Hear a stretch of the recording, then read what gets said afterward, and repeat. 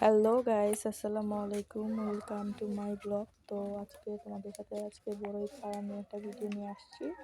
তো দেখো, এখানে আমি বড়ই পাড়তেছি লাঠি দিয়ে, কিন্তু বড়ই আর পড়তেছে না।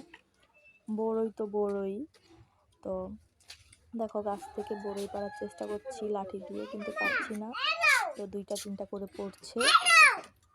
তো আমি অনেক চেষ্টা করতেছি আর কি, লাঠি দিয়ে মানে গাছের ভিতরে বাড়ি দিতেছি জোরতে জোরতে, অনেক জোরতে জোরতে লাঠি দিয়ে বাড়ি দিতেছি, কিন্তু বড়ই পড়তেছে না। ওই যে পড়লে বললাম না, দুই তিনটা করে পড়ে।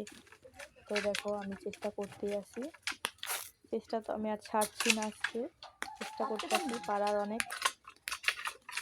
তো এই যে মানে পড়তেছে অল্প অল্প করে, লাঠি দিয়ে বাড়ি দিয়ে অনেক পড়তেছে অল্প করে। তো এখন আমরা গাছের ভিতরে ঝুলানো, মানে গাছ ঝুলাইতেছি বড়ই পড়ার জন্য।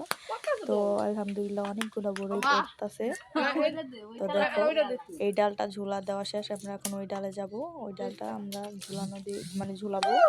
তো এটা হলো আমার বড় জাল, আমি আর আমার বড় জাল মিলে দুজনে মিলে মানে গাছটা ঝুলাইতেছি বড়ই পড়ার জন্য।